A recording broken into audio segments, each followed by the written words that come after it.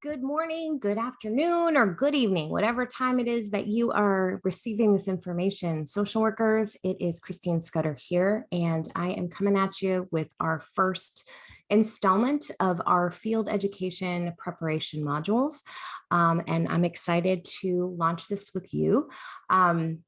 From the screen. So this first module, first in a series of 5, is focused on successful approaches to field learning.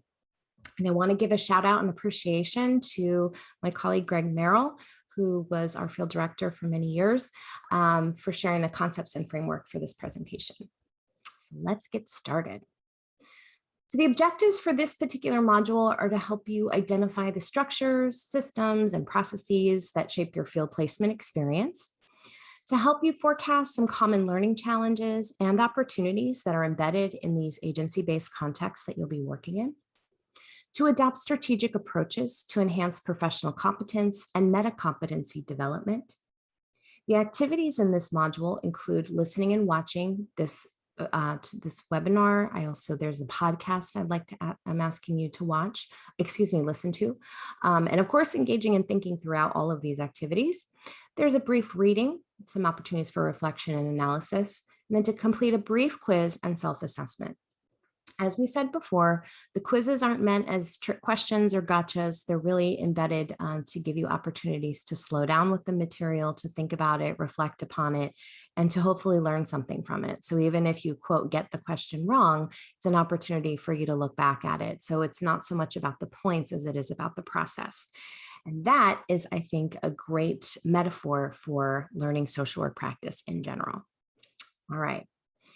So I want to start by talking about Marian Bogo's conceptualization of holistic competence. Marian Bogo is a renowned scholar in the area of field education. She really looks at researching what works in terms of student learning for social workers in field education. And we have a lot of appreciation for her dedication to that area of specialization in her research. We often talk about that field education is the heart of social work education. That really it's where it all comes together. And, sometimes it can feel like it's separate from your educational experience that happens at Haviland Hall or may happen through webinars and things like that, because it happens in a different place than maybe your other classes, but it's very much meant to be an integral part of your education. And for many students will tell us that it was the most important part of their education. I know for me, that was certainly the case. So I want to talk a little bit about this diagram as Marian Bogo has put it together. And while it looks nothing like a cake, she talks about it like one. So there's that. We all see things differently. That's important to know. So here at the bottom, we see professional context and values. It's really important to kind of think about, again, we'll talk about this consistently throughout your social work education, this notion of person in environment, person in situation, right? And as social workers, we are a person in our professional practice environment. And that might be like, you might be thinking, thanks, Christine, that's pretty obvious. I understand that. But it's important to recognize that the profession of social work itself has a context and has its own values. These may align well with your own. Some may align well, some may bump up against, different value systems that you have. And that's important for us to pay attention to throughout our practice. But, some of the practice values, for example, and I know in this first week, we ask you to read the NASW Code of Ethics, which were updated this past summer in 2021. But some of the important values of social work include the value of service, social justice, dignity and worth of the person, the importance of human relationships, integrity, and competence. So those are some of our values as social workers. And, we need to think about, how those are held up around us and how we may contribute to that ourselves. And that's part of the professional context within which we work. So at the base of this, quote, cake, a very square cake, is thinking about the knowledge piece, right? What do we know? And there's a notion of generic and specialist knowledge. And generic knowledge, the word generic can sometimes be used in a pejorative way, and it's not meant that way here. Generic meaning it's kind of general knowledge, if you will. Social workers often, we are a profession that is cousins with, if you will. We kind of borrow from lots of different allied professions and somewhat like-minded schools of thought and practice, including sociology, psychology, psychiatry, community development. There are a lot of different spaces where we, garner our shared knowledge. And so having a general sense of these things is important for us as social workers. And there's that specialist knowledge, and you'll even hear us talk about it this way in our program, right? So your foundation year, which is your first year in field education, that's not all about generic, but it's a little bit more, again, that foundational piece. In your second field placement, we refer to it as your specialization year. And that's really where you not only spend more days in the field, right? You go from 2 to 3 days, so you have more time to kind of have more exposure to different types of knowledge. You also have more opportunities to practice your trade and your skills. And, the specialist knowledge can include things like, what's the type of intervention? Perhaps we're using a specific form of treatment, like dialectical behavioral therapy, for example, or we are engaged in a particular type of anti-oppressive policy analysis, right? Where we're applying things at a more nuanced level. So these are types of knowledge, right? And that knowledge can be theoretical and empirical. Then we get to the other part on the bottom layer of this cake, which is judgment. Very important. We are, I humbly feel as social workers, it's important that we recognize that we interface at the nexus of a lot of challenging moments in people's lives, in the lives of communities and organizations. And we, reach that point, often people have a problem, right? Or that organization or space has a problem that they're wrestling with. And it's not just up to us to solve it, quote unquote, right? Our role is not, quote, just to be a helper, but we do have, a key role to play. And it's important for us to think about not only what do we know about the situation, how many people are there, what happened, what does practice-based evidence or evidence-based practice tell me is an appropriate response in this situation, right? So there's that knowledge piece, but then there's the human element, which is us, right? So what assumptions are we making? Do we walk in and feel a vibe and think something's wrong? Are we assuming that a particular person or group is to blame for what's happening? What happens as we take in the situation? Where is our critical thinking? This is a really crucial part of your education throughout.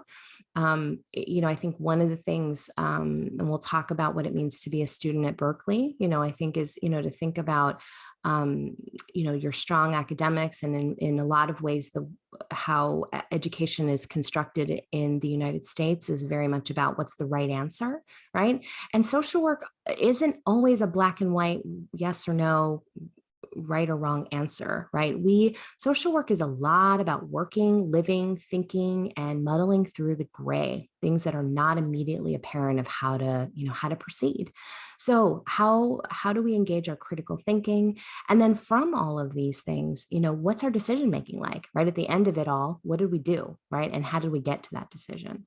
So those are really key parts of our competence as social workers. And our judgment also gets honed, just like our skills, just like we might practice how to phrase certain things to people, so perhaps they hear it better from us, or we might practice our how do we, you'll get some practice in subsequent weeks on, the first 15 minutes in engagement, for example, right? So there's knowledge, but then there's the judgment, right? Of like, do I use a script and say it exactly this way every time?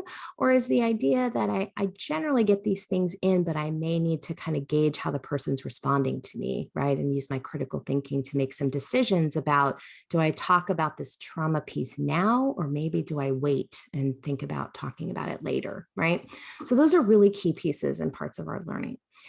On the top layer of the cake is, of course, our skills, right? So as we build our knowledge and judgment over time, that starts to really show up in our skills, right? And as we manifest our ability to actualize what we know and how we think about it, right? Which is at that bottom layer.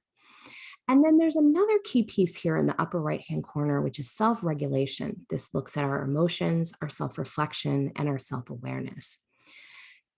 Unlike, I don't know if you've ever seen or heard about, kind of prior ways that we've talked about psychiatry, for example, and the blank slate of the therapist sitting kind of passively with no facial expression while someone's lying on the couch, that kind of idea. That's not what we're doing in social work. Although some of us may become therapists and some of us may engage and employ psychodynamic, ways of doing that work. It's important to understand that it's okay to have emotions. We have them, right? And the idea here is not that you become a robot or that you be a robot, right? It's important that we are able to engage empathically with folks, whatever our role, whether we're doing direct service, whether we're, working in organizations and communities. People need to know that we feel them, that we understand to some degree what's going on. While we might not have the exact same experience, we may relate, we can empathize. And then, we are, by nature of what our profession is here to do, we are often encountering, the folks that we're working with in some of the most difficult points of their experience, whether that's their organizational growth experience, whether that's their, social justice related planning and implementation to create change, whether that's working at the individual level. There's often a lot of pain, right? And a lot of frustration. Things aren't working and we need to find support to find another way forward. And in that process, we may have our own feelings about it, right? A lot of us get into this work, with a tremendous amount of empathy, and that can be one of our incredible superpowers. And so, for example, you may be in a situation that, in addressing anti-racist practice, we may experience the ways in which, racism impacts us personally, and that can be personally painful, institutionally very painful. And we may have our own anger, our own sadness, our own, feeling out of control in the situation. If someone is telling you a story about their experience with abuse, and whether that's happened to you personally or not, it can be very moving to hear these stories and really to realize that people are trusting us with some of the most tender and painful parts of their experience is very moving, right? And so it's very normal, a human response to feel some of those same things. And we'll talk more about like kind of affective co-regulation with the people that we're with. That is another way. It's a nonverbal way sometimes of letting people know that I hear you, right? I'm with you. But there can be a point where our relating to another person or the situation or environment can take over a bit, right? Our emotions, we may become, instead of becoming a little tearful or really still in really bearing witness to someone's pain, perhaps we start crying and it becomes uncontrollably crying, right? That's a point at which we need to really think about what's our self-regulation, right? And ideally, as we gain more skills, we can catch those things earlier, right? And part of that comes through building our self-reflection, our self-awareness, right? And so part of this module is about inviting you to think about what are the things that, that come up for you when what makes you passionate about what you're doing, and how does that passion show up for you? How do you show up with your emotional self when bearing witness to pain and challenges? We want to help you to start thinking ahead about, what are areas where, I might be able to, help prepare myself a little bit for what I might encounter.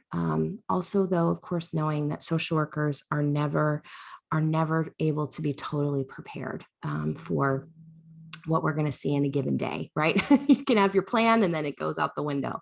But having that idea of what are my tender spots as a provider is really helpful, right? And so we will continue to invite you to remain and consistently be self-aware of those things. And then the top layer of the cake, I don't know if it's quite frosting, but it's the organization and community context, right? So there's, again, at the base, there's the professional context because we're arriving at this baseline of us being doing this work as a social worker, right? As opposed to being somebody's friend or something else. And then we have the community and organizational context at the top that kind of envelops the whole cake, if you will. It is the context within which all of these things are happening for us. So I am a social worker working on these skills in the context of this organization and community that may be really flexible. It may be very rigid. It may be very fraught with conflict, whatever it might be, as we take in, again, back to that person and environment, person and situation, we're aware that how we might self-regulate might be really different in a flexible, laid back, more casual space, as opposed to a much more formal, very rigid space. And we need to stay aware of that too, right? Again, remembering the professional context. Some spaces of social work are very informal, and that can be great.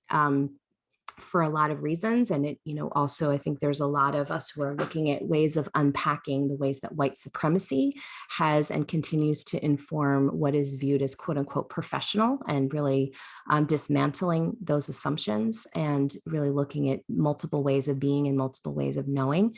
And, I think it's also important that, depending upon the spaces that we're in, that we hold our boundaries as a professional, right? That sometimes I've heard from students that the space was so casual, like it almost didn't feel like a workplace, right?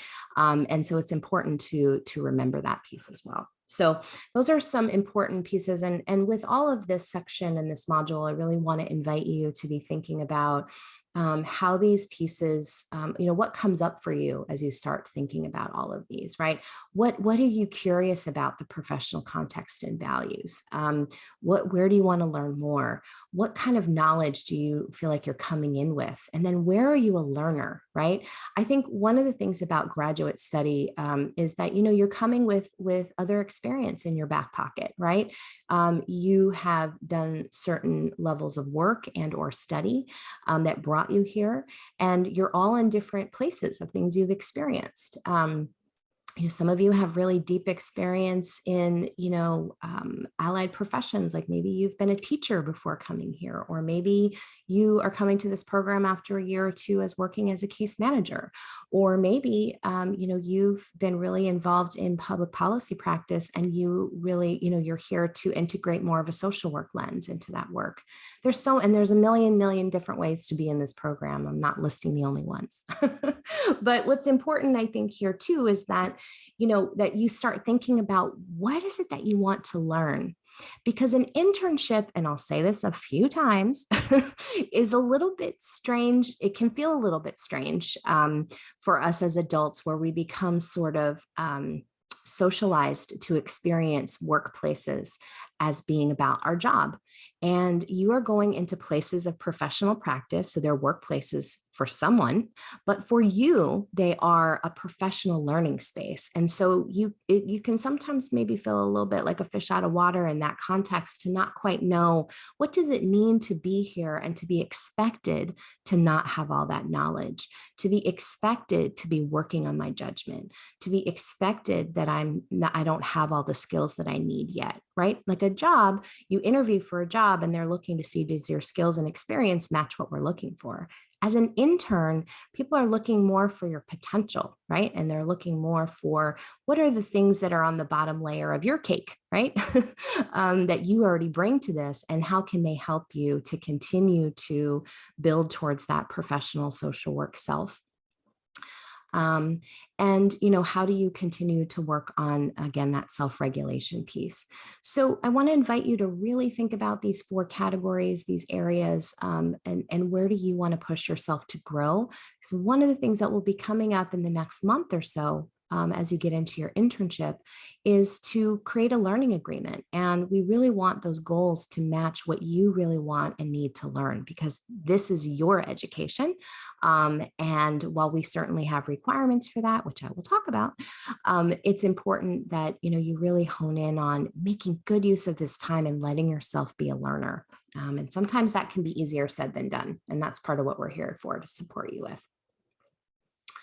Want to just name that, learning at Berkeley Social Welfare is, I don't know about you. I did not get my degree here. I went to San Francisco State, but I feel very awed by this campus.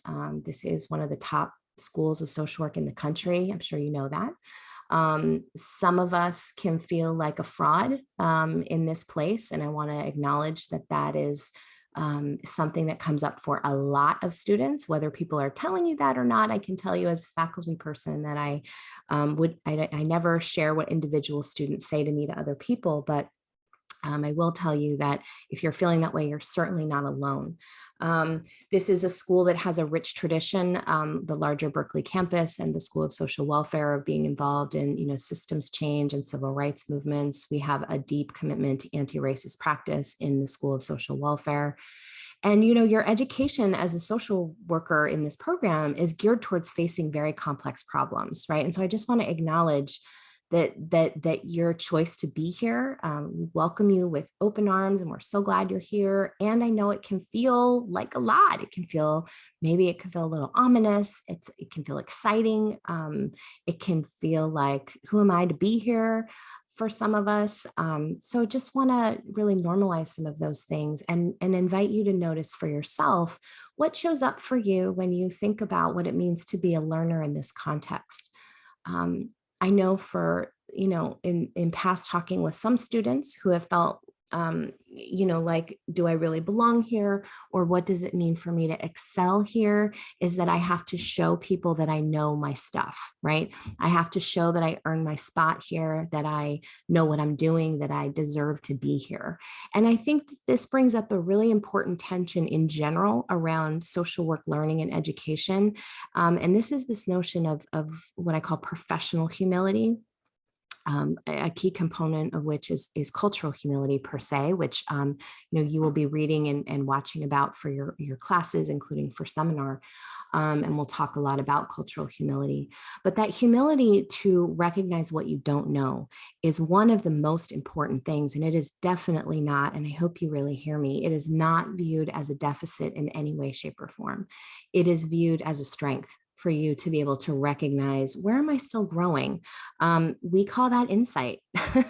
And, I think I will just say that given that we work with extremely vulnerable populations with and on behalf of very vulnerable populations, to come in arrogant, to come in like, I know everything, can actually be a very dangerous practice. And, I talked about this briefly at orientation, that social work is really beginning to, long overdue in my view, reckon with a past where we have been complicit in upholding violent practices, upholding, practices that have caused harm in the very communities that we purport to serve and support, and engage in, quote, liberatory practice. And so, our ability to be able to step back and even look at our profession and say, wow, like, we have a lot of work to do here. That's important.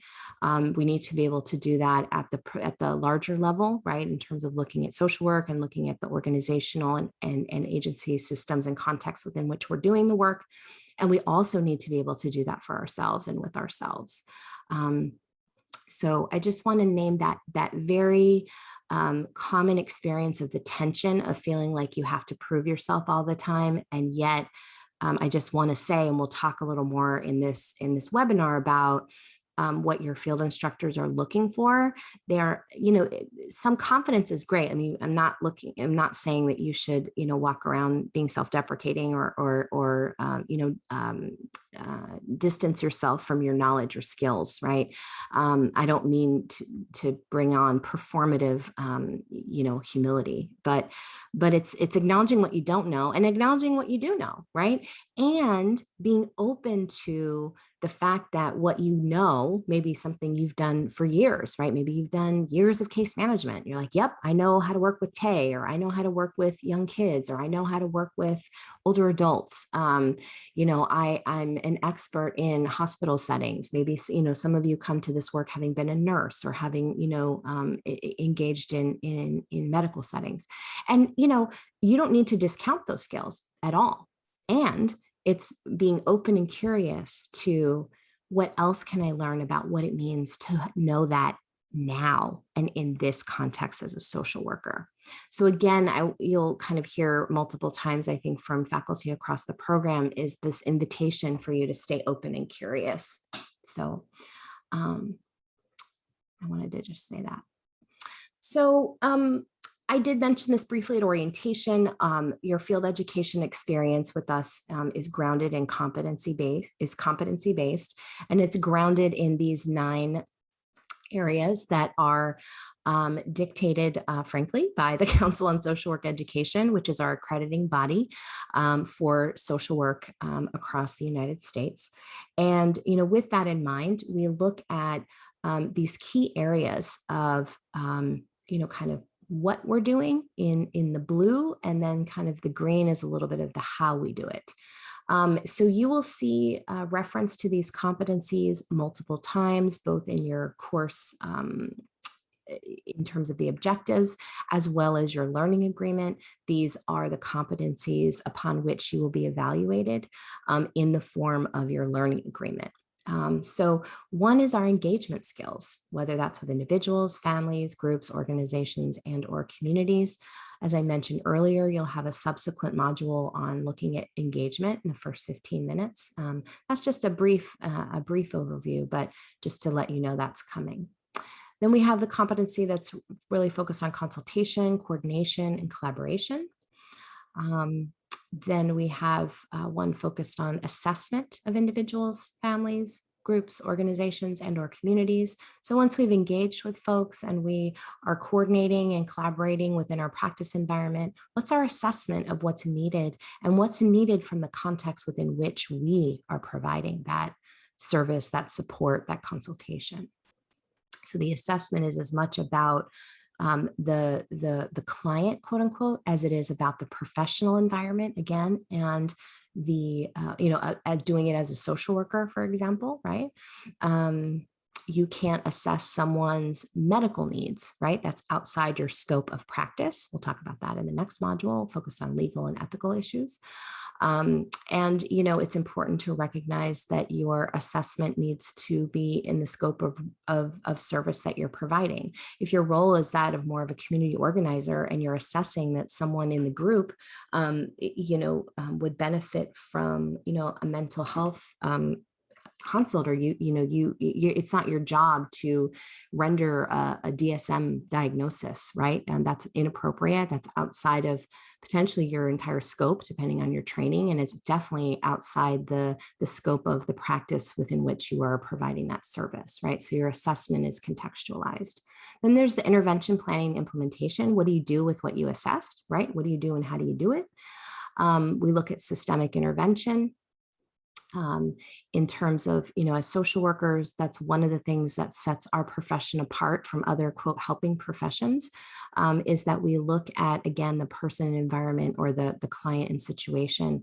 And we look at not just kind of who's right in front of us, but then we look at the larger context and think about what are the interventions that are needed to redress what may have contributed to the problem in the first place, right?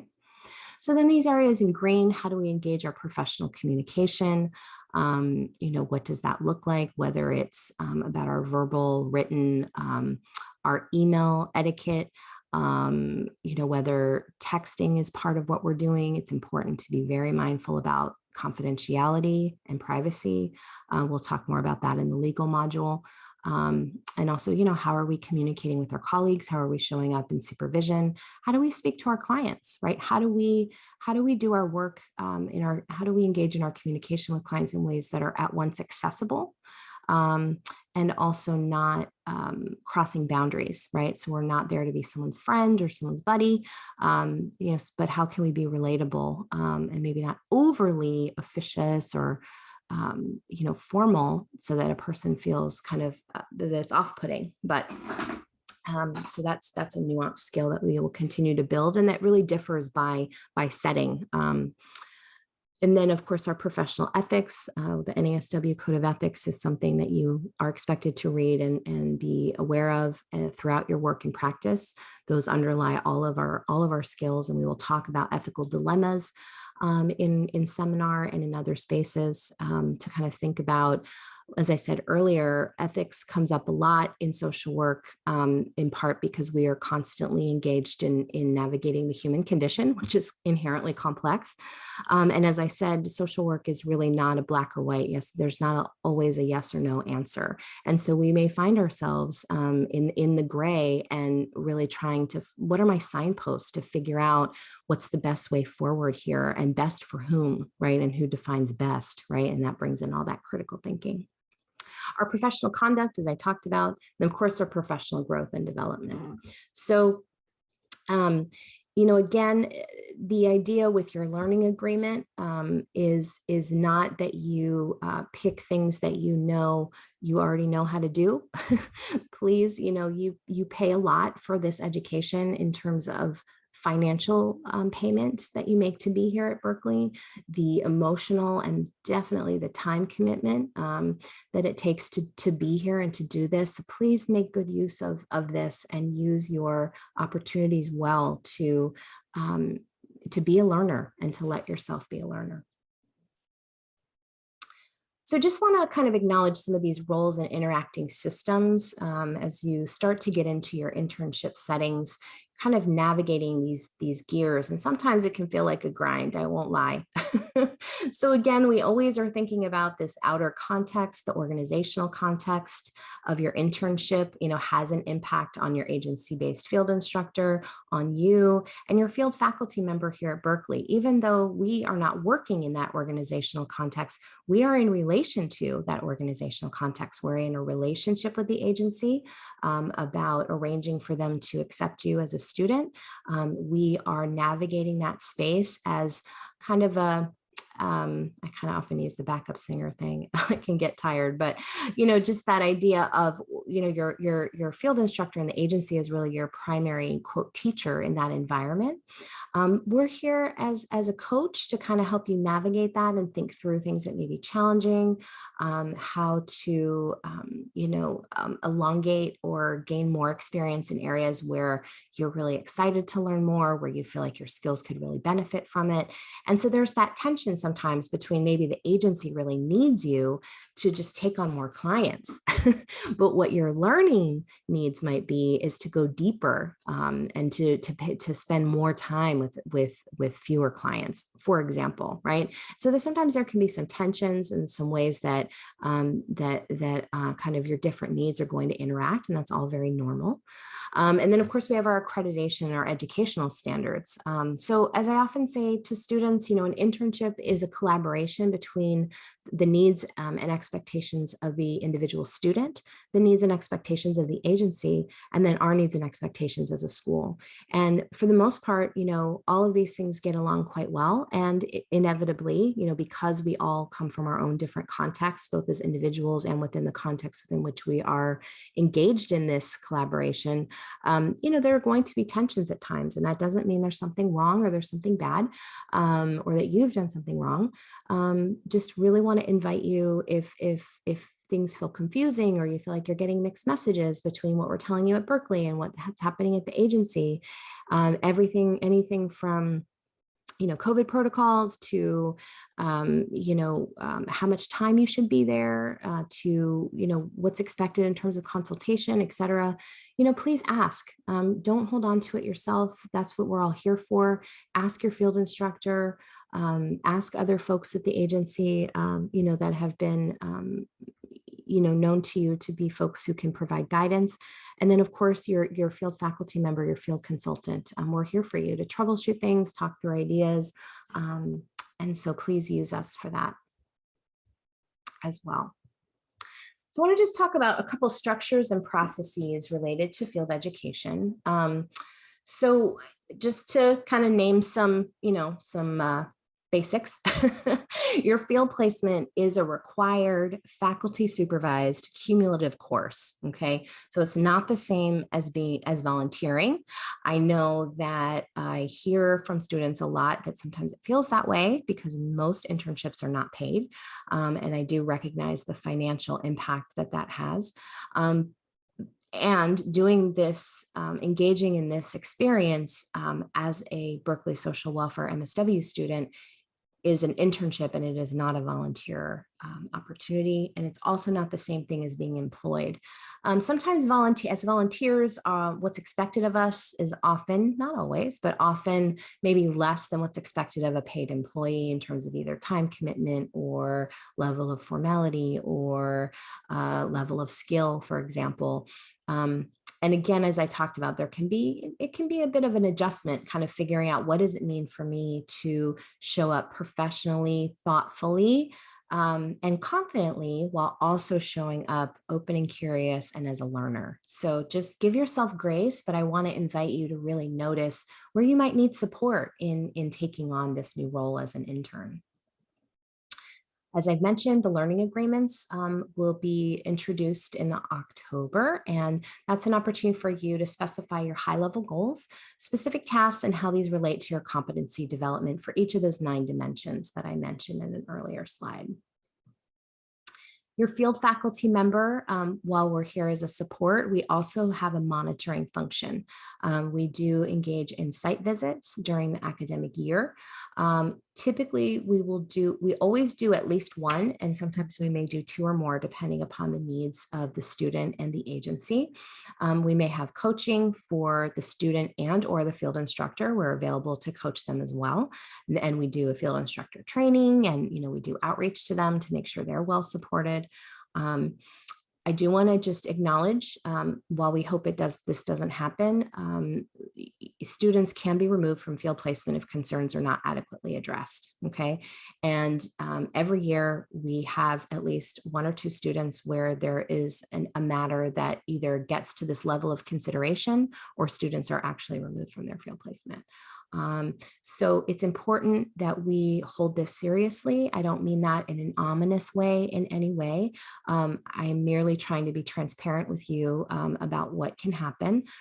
Part of this module invites you to look at how grades occur and how you are evaluated in your field placement, so that it's eyes wide open. So please make sure that when we're inviting you to read certain things, even though we're not standing over your shoulder watching you read them or take them in, please do that, because it's important to us that you're very well informed about our policies and procedures, and also the resources that are available to you.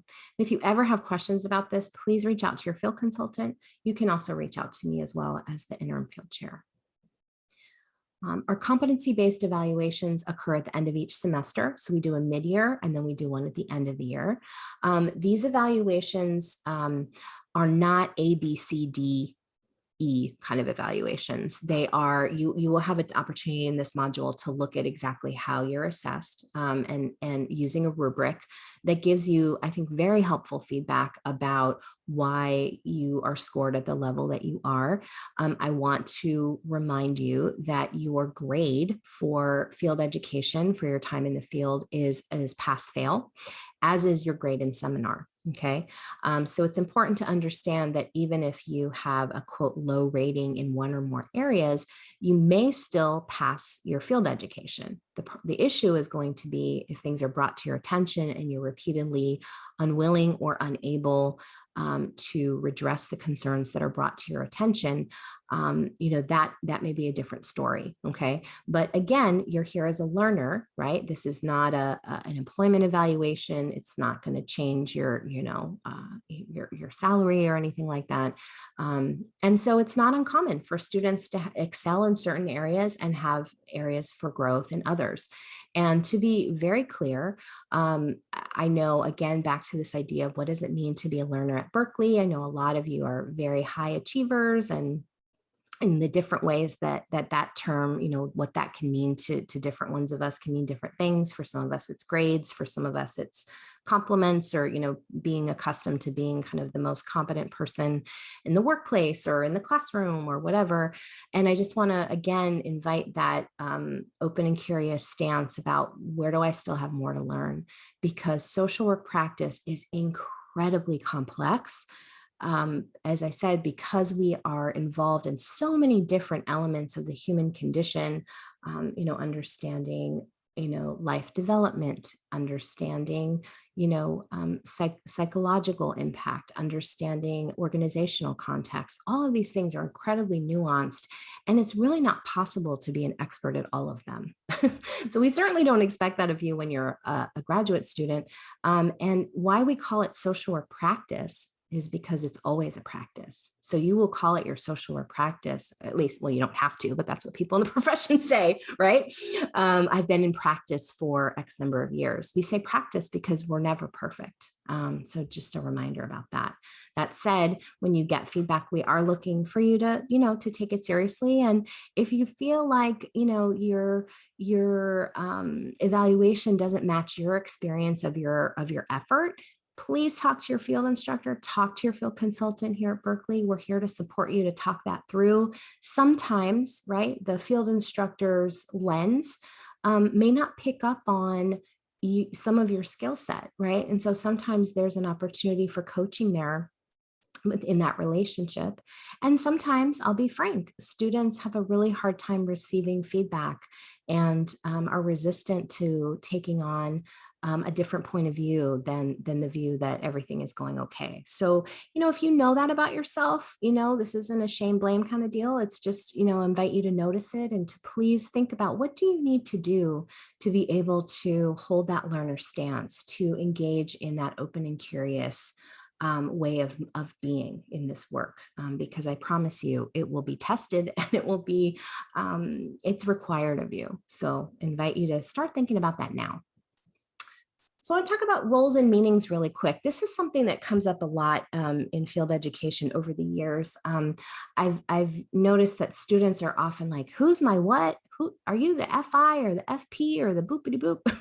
We have a lot of different acronyms in social work. And just as a reminder, I think it's important for us to think about too, when working with clients and organizations, to be mindful about our use of terminology and making sure that we explain what terms mean. So I often say that in teaching classes, and I've also been humbled myself by realizing that I don't always do a good job of explaining these different titles. So just briefly, your field instructor is basically your agency supervisor, okay? If it was a job, which it is not, this would be like your boss, right? But there's some nuance to that. So I want to talk about that in a minute. But this is different than your field consultant. Your field consultant is your Berkeley seminar instructor and your primary contact for field education. So you see that field consultant name twice on your class roster, right? Once for the meeting for field seminar and once for the field education practicum itself. And that is your field consultant. We wear many hats as field consultants in the school. So again, we're the instructor in your seminar. We are, a go-to person for the agency for your experience. We are the primary person that the agency would reach out to if they have questions or concerns about you or about how it's going or about their readiness to, support you or, any one of those types of things. And the field consultants are also there for you. So I want to talk just briefly about this idea of supervisor. So there's different types of supervision. I had a really lovely student a couple of years ago who came to me when I was his field consultant, and he sat in my office and he said, "Christine, what is this supervision crap? Like, I don't even understand it." It's like, okay, what's going on? Tell me what you mean. And he went on to describe in his experience, he was saying, I had some really key questions about like, where do I go to get the bus tokens for the client?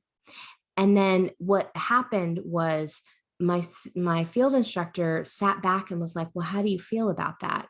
And I was like, the first time I'm like, I'm okay. I just need the bus tokens.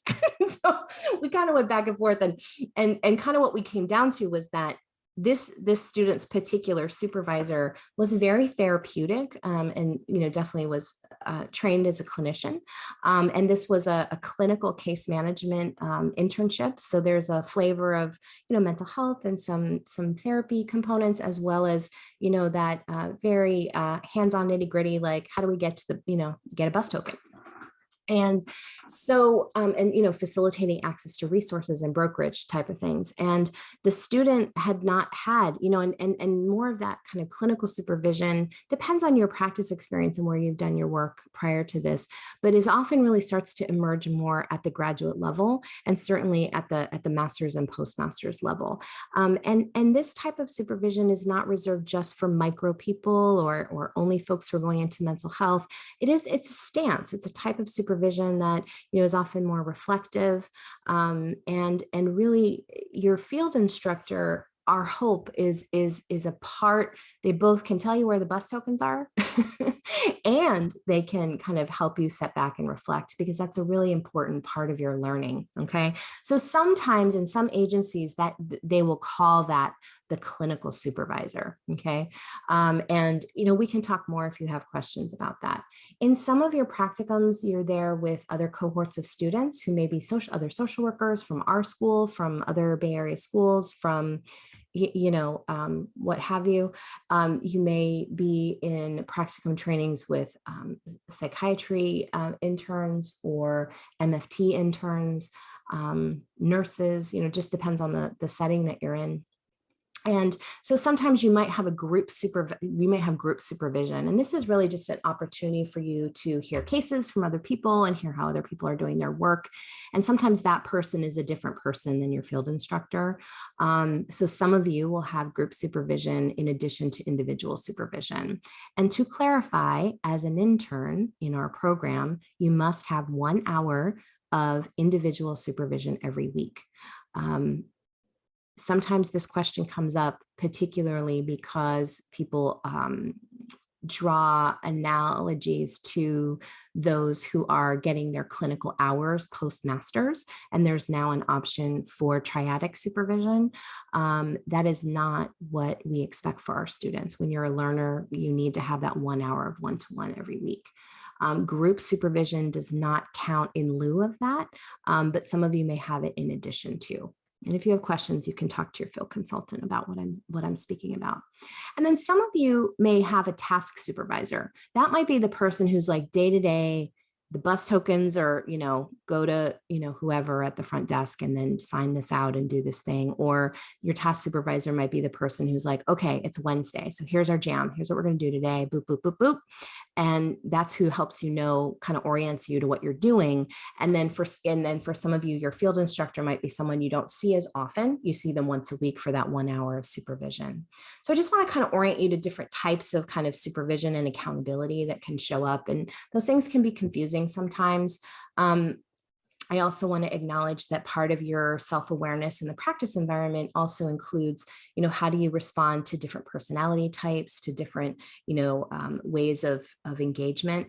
And, each of these people, if you have multiple folks that you're meeting with and accountable to, sometimes that can feel overwhelming. It can feel like a lot of people. It can maybe feel like a lot of meetings. And if you're feeling like it's too much, or it's confusing, or maybe you're getting mixed messages, really want to encourage you to speak to your field instructor about it first.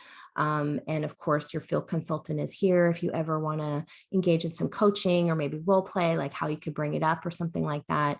We do, by and large, encourage you as developing professional social workers to engage in direct communication first whenever possible. Sometimes things, break down to a point where that doesn't feel safe or possible. And if that unfortunately does happen, of course, we can look at other means. But best case scenario, you're able to bring those questions and those concerns, because sometimes agencies think they have a totally cool plan that works well for everybody, and it's not working for the one person it was meant for, which is you.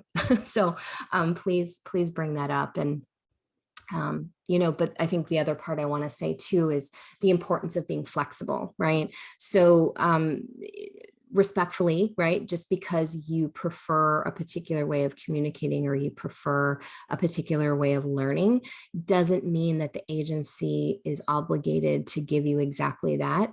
And social work is a lot about, as I said, the gray, and things are changing all the time. Even within the same practice context, things are rapidly changing. And so the ability to be flexible is also something that, is being looked at, right? So the message is not, suck it up, you just have to deal with anything that comes. That's definitely not the message at all. But I just also want to offer that both and perspective of both, please raise it if it's feeling confusing, and stay open and curious to ways that you might adjust and change, just as the agency might find value in adjusting and changing. So couple more nuts and bolts. Progressing in field education. So to pass field education, you're expected to meet both the minimum cumulative time requirement and have fully achieved the requisite competencies. So both are required. For students in the foundation year, it's about 400 hours or about 50 days of field placement. Our field calendar is set up to help you achieve that. Some of you start earlier or go later, again, based upon agency requirements. Back to my earlier statement, an internship is a collaboration between the needs of the student, the needs of the agency, and the needs of the school. So our school needs, which are grounded in our accreditation standards, are that you meet that minimum time requirement, okay, for us. For your agency, they might say, that's great, Berkeley, but for us to have continuity of care for our clients, we need you, student, to stay until the end of the academic year in a K-12 setting, for example. So even though Berkeley's done in May, we need you here till June, right? And those of you who are in that situation, you may have already actually started your internship because of the needs of that practice environment, okay? And so, that's one important part. So, but then the other part, it's not just phoning in the hours or it's not just showing up, right? That's part of it, but it's also having fully achieved the requisite competencies. And that's where your learning agreement comes into play. I want to invite you to think of your learning agreement like a contract between you, the agency, and the school. We all sign off on it. And I do want to just be really clear that that's what we're going to use to determine if you're meeting your standards. You don't have to be perfect at all of them. That is not what's expected at all. But it is about, making progress towards those goals. So I want to encourage you again to really have a voice in your learning agreement. Sometimes we find that students can be a little passive in that experience and kind of let their FI field instructor just kind of write it, or maybe phone it in and just like jot some stuff down, be like, I don't know, I just got to fill out this form. I do want to invite you to not do that with your learning agreement, that you'll talk more about this in seminar, but you're really expected to have a meeting with your field instructor, talk together about what it means and what you want to learn and what that can look like in concrete terms, so that you can get the experience that you need and that you want. So to be clear, your field education, so your time in your internship and field seminar, are concurrent course requirements. So you have to be in good standing in your field seminar to be in field, in your field placement, and vice versa. These are requirements toward graduation. These are not electives. These are integral parts. Back to Marian Bogo, this is the heart of social work education, and we put that into practice in terms of our expectations for your diploma. So please understand that if you have delays in field education for whatever reason, it is going to have an impact on your overall graduation trajectory. And every year we have some students who need to take a slower path than our traditional path of, one full-time year and a second full-time specialization year, one year after the other. And that's totally fine, but it is important, and we'll talk more about resources, but please reach out to the student services, Nicole Rosinski, as our graduate student advisor, to talk about those kinds of questions if you have them. If for whatever reason you need to slow your roll in field, either from your perspective or maybe from our perspective, we may come in, or the agency may say this isn't a fit and you need to step away from the placement. And if that occurs and we're not able to resolve it,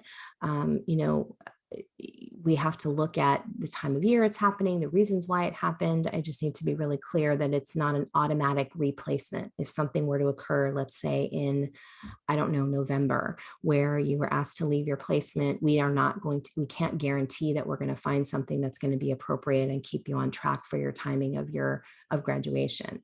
I'm not trying to scare you. I'm just trying to be, again, forthcoming. Again, we'd have to take the whole confluence of issues into account. Sometimes we can work things out. Maybe, I mean, I did have this happen a long time ago. It's rare, but where the one person who was willing to be a field instructor became very ill, and they just didn't have anyone else who could supervise the student. That wasn't the student's fault. And, we were able to find another internship and keep them on track. It did take a little bit of time. And so they needed to do some hours into the summer. Which is not traditional, and that's not always a solution, but it can be in some cases. That would be really different, for example, than a student who repeatedly was unable and or unwilling to kind of self-correct and after receiving feedback and offers and opportunities to support new ways of learning and showing up in the work. And if that is repeatedly happening, we may decide as a school, and this would be a bigger decision than your field consultant and myself. We would involve Associate Dean Stone to have that conversation as the head graduate advisor, to kind of make those recommendations about maybe having you take a leave from field education and come back to it at a later time. So I just want to underscore the import of these courses, and again, they're not electives. So kind of along the lines of some of the things that can sometimes lead students to not graduate as planned at the time that they were planning on it. Some students have been asked to repeat field education if they don't appear ready for advanced placement. So we do assess that carefully. Again, the evaluation is filled out by your mid-year, and your end of year evaluations are completed by your field instructor. They're asked to sit with you and work with you to talk about them, not just hand it to you, that it's an integrative process where you also evaluate yourself. You're invited to evaluate yourself, and you two can talk about, if there's any discrepancies between how you see it and how they see it before you turn it in. So we really invite that collaborative process. But in the end, it's important to understand that the faculty at Berkeley are the ones who decide your grade. Okay, so that is our responsibility. And because this is a credit-bearing course, it's not it's not volunteer, it's not a job. We have to attach a grade to it. It is pass-fail, but nonetheless, we need to make that decision as the faculty here. And there have been times where a student may have barely passed on the basis of the field instructor, and we felt like the student wasn't ready to go to an advanced placement. To be frank, schools of social work are kind of gatekeepers for our profession. We are a professional school, and we do need to make sure that you're ready and that the people that we're sending out into this profession with those letters after their name are able to engage in the work that those letters suggest and promise to the public. So we take that very seriously. And if you ever have questions about what that means, again, I'm not trying to be overly ominous. I just want to be clear with all of you about how these things work so that it's not a surprise and so that it feels really clear. So feel free to reach out to your field consultant. You can also reach out to me if you have questions about what I'm sharing here. All right, so what do field instructors want? We do a lot of field instructor trainings, and, I mentioned at the top of this, appreciating Greg Merrill for his guidance and structure around a lot of this presentation. And, he talks about having done some, kind of in the moment grounded research and looking at our advanced field instructor training, where folks talk about what they really want from interns. And so these are, in frank conversations about what folks value as professional social workers and what they value in students. So what we have heard, it's kind of a summary list, are folks that have the ability to form collaborative relationships, people who can approach others with cultural humility, right? So that's self-awareness of our own positionality, as well as the people with whom we are coming into contact, and also really thinking about, institutional accountability related to oppression. These are all the elements of cultural humility that you either have or will read or learn more about. The ability to be self-aware and self-reflective. I've talked about that a lot today. Using good judgment. What is good judgment? There's not one rule book. Good judgment for social workers, for dummies or something, those like DOS for dummies or whatever books. Anyway, judgment can be in some spaces relative, right? But there are some foundational things that you'll learn and that you'll continue to hone those skills. But again, it's good to be aware of your practice environment. And some of those environments are more formal than others. Being organized and attentive to administrative demands. This is not about being perfect. Everybody's late maybe once in a while, but if you're repeatedly late or need multiple reminders to attend to duties that are part of your responsibility, maybe your documentation is sloppy, incomplete, full of bias, or you didn't submit it for review prior to putting it in the chart, or there's any number of things that can occur here. But again, remembering that at the base of it, our charge is really to be working with vulnerable populations. Our communities deserve our best, right? Don't have to be perfect, but it's important that we bring our best to this work, to every client that we work with. Every situation. And when we can't, because there's going to be times when we're sick or we have our own stuff going on, that we talk to our supervisor about that, right? Nobody expects you to be perfect, but you do need to be responsible and attentive. And that is a really important skill. Demonstrating analytical and critical thinking. I've talked a lot about that already. And achieving results at the end of the day, right? And that might feel a little ominous at first because, again, you're also a learner, right? So it's not about knowing it right out the gate, but it is about, over the trajectory of your internship, are you able to achieve those results? And what I mean by results, some of them very concretely are the things on your learning agreement, right? So what are those things? And are you working towards achieving them? And are you eventually achieving them? Okay. Give yourself grace around achievement. It takes time, right? It takes practice, it takes hard work. Don't expect yourself to achieve results the first time you try something. Just because you might be really skilled and have done really well in your work in academics elsewhere, doesn't mean that the very first time you do things, or even the first 58.7 times that you do things in your internship, that they're going to achieve, excellence right at the start. But working towards that. Just to be clear, what field instructors don't want, just thought I'd let you know.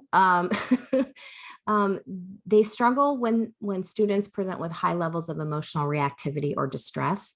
I want to acknowledge that this is being recorded when we are continuing to navigate multiple pandemics in terms of racial reckoning as well as COVID-19, and there is a tremendous amount of emotional distress that is very expected and very understandable.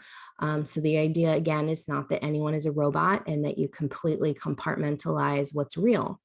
That said, our role, it's just a fact. We don't have the kind of profession where it's easy to dial it in if we're checked out or we're really upset or we're in the middle of a crisis. It's really hard for us to be empathic and grounded and co-regulate with other people and find solutions and stay open and curious, right?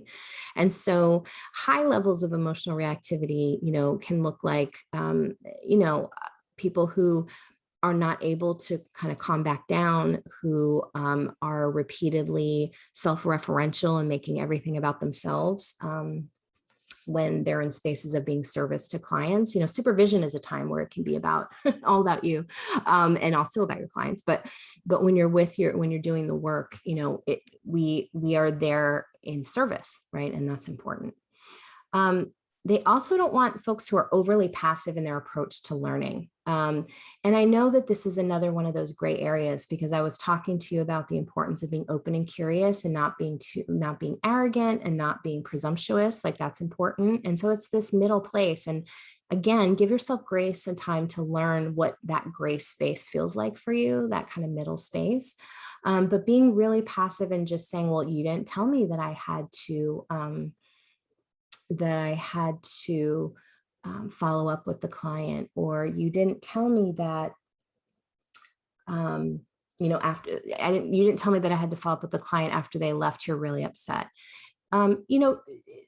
If a client left really upset and you were not sure what to do next, it's important for you to follow up and ask your supervisor, right? Is the important thing here, right? Not that you're a mind reader, but that, maybe you noticed something, right? Somebody seemed really upset. Is there something else we should do? Again, it's not our job to tie up everything with a bow and have people leaving experiences with us smiling, right? That is definitely not social work. Sometimes that happens, but I certainly wouldn't want you to use that as a barometer to decide if you're doing good work. We're often, again, working with folks in really complex moments and situations. That said, if you have to wait to be asked to do every little thing, there's going to be a question about, are you using your critical thinking to at least ask, right? To say, I'm wondering, is there something more I can do? Or like, here's a very common one where a client may not show up over and over again. Maybe it's been like 2 or 3 weeks since they've shown up, and you just document it in the chart: no show, no call, no show, no call. Okay, like you're technically, if you made yourself available for the appointment, you completed your documentation in those ways, yes, you are, quote, doing what's expected. But that can definitely be viewed as overly passive if you don't bring it to supervision and say, hey, I noticed so-and-so hasn't shown up for 2 weeks now. What do you think? Like, can you help me with some strategies? Like, are there things that I should do related to engagement? Or is this really an important time for me to intentionally step back and see if they want to, if we're kind of trying to assess for the client's willingness and readiness to be involved in the services that are being offered, right? So I'm hoping that gives some clear examples of what I mean. Folks who are unable or unwilling to fit into the organizational culture. This can be really loaded. I want to say this. I'm telling you what field instructors that they don't want. Some organizational structures and cultures, I'm going to be honest, are not always healthy. And so sometimes it's very important for you to not, completely, quote, fit into that culture.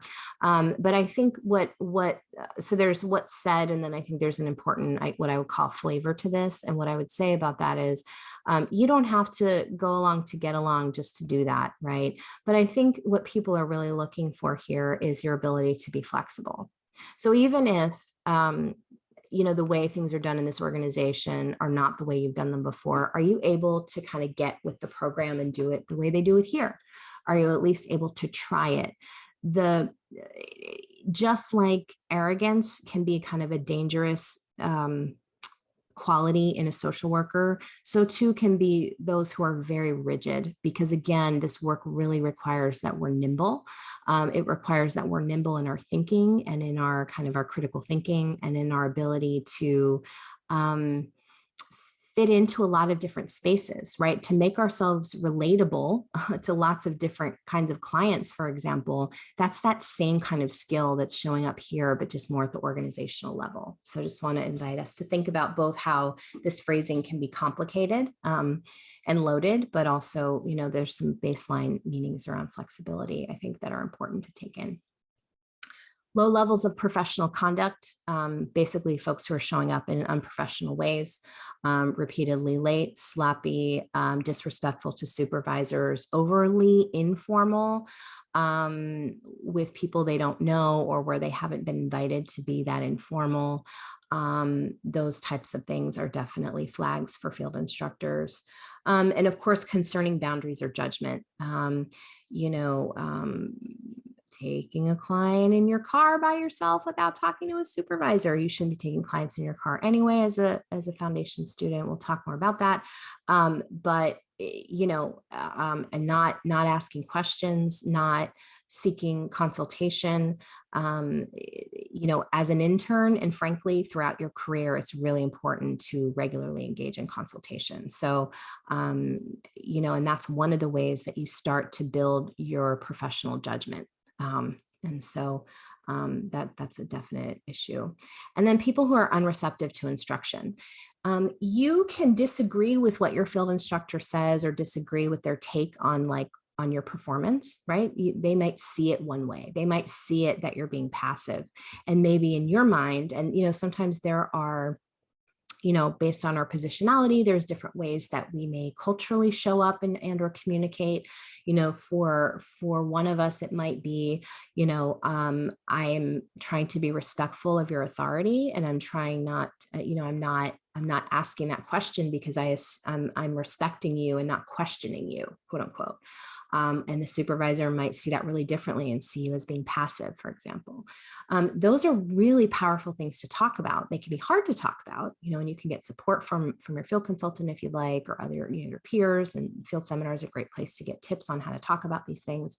But this is a critical area to grow in, and to be able to receive that kind of feedback, and to be able to talk it through, right? So again, this doesn't mean you have to swallow everything that's handed to you, but you do need to hold it up into the light, really consider it from multiple points of view before you immediately reject feedback that you receive. And that's really the spirit of this particular point. So a couple protective practices and resources we have through the program to support you on your journey. One is completing your field seminars. So it's a 1-year progression, right? We meet for 290A in the fall and 290B in the spring. And this, presents your learning as a continuity of support. We do not allow, as a rule, students to do 2 different internships. That part of the protective practices is really supporting you in one placement through the academic year, so that you can really grow, learn, and develop over time. You will in the fall have a key assignment related to assessing the organization as a system. And this is a protective practice to help you start honing that skill of really understanding the context within which you are working and what that means for how you show up in that context. Another really important protective practice is building a strong relationship with your field instructor and or another mentor. Sometimes your field instructor and you don't gel that well, and it's workable, but it's not great. And that happens sometimes. And there's other spaces where we can find mentors, sometimes within the same organization or other spaces. If your mentor is someone who's not your field instructor and you ever get divergent guidance, however, that's really important to make sure you're addressing back with your field instructor. And if you're feeling stuck, talk to your field consultant here at Berkeley, because that's when that can get tricky. But, finding that strength and that support and that reflection and guidance, and, being with someone who can push you and where you can hear them. Like, we all need to be pushed, not, in caring and learning ways. Of course. Consultation with your peers, that's a big part of what your field seminar is and will offer to you. Consultation with assigned field faculty, your field consultants, and when necessary with field chair. That's a role I'm in currently, and Associate Dean Stone, as I mentioned earlier. We're here for consultation and support. Use of personal or community resources to address, things that might be going on in your life that aren't quite resolved, and it's making it hard to stay regulated at internship, or just hard to be doing this work. Again, this is not a profession where we can just phone it in. And if we're really tired, let alone not necessarily emotional, but just exhausted. I know the pandemics have taken a lot out of many, many, many, many people, and we don't have a lot left in the tank. So finding ways to take care of ourselves so that we can show up in the work is important. We do have the CAPS program with counseling and support services through campus. We have community-based resources posted on websites and also on your B course pages for your classes. You can talk with your graduate advisor, Nicole Rosinski, if you're looking for other types of resources in the community or on campus. We're going to really encourage you to use the resources that are available to you.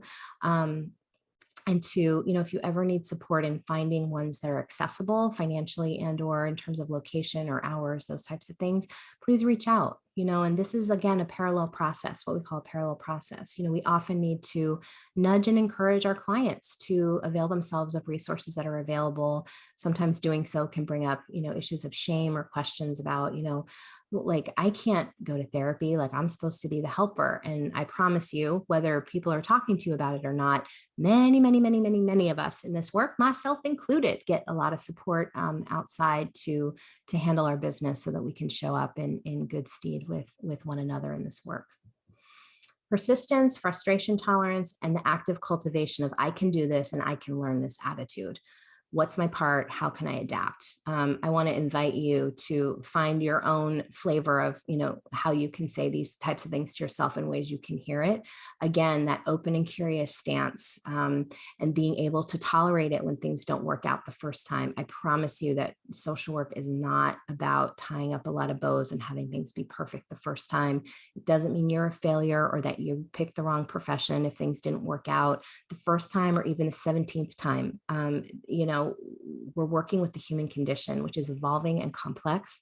And so are we as the providers. And again, that organizational context and professional context, all of it is complicated. So just inviting that question, what's my part in what's maybe not working, if any, and how can I adapt, right? And what can I learn from this? Please ask yourself that, because that will make your learning trajectory, not just in graduate school, but as a social worker. I'm also a clinical supervisor to folks who are collecting their hours, various years of experience doing that work, and meeting with people. And the folks who can really stick around in this profession, both for themselves so they don't burn out, but also, frankly, not getting fired, is that they can stay open and curious. So please start looking at what you might need. And some of us, come to that very naturally. Some of us assume that we have a part always, maybe too much so, right? We assume that we're always part of the problem, or we are the problem. And that's kind of one issue that we might need to work on. And then others of us may struggle to even consider that we might have a part in what's challenging or what's tricky. And so, just invite you in this time before you're knee deep in all of it to really invite some curiosity and some self-assessment for yourself. And then just a reminder that, social work is one big, long-lasting innovation. We got conflicts galore. If you like conflicts, cool. If you don't, that's okay too, but you're going to have to grow into that. And it is definitely a marathon, not a sprint. It's not just like you cram for a test and then you get it. Social work, as I said, is a practice, and it's a lifelong practice.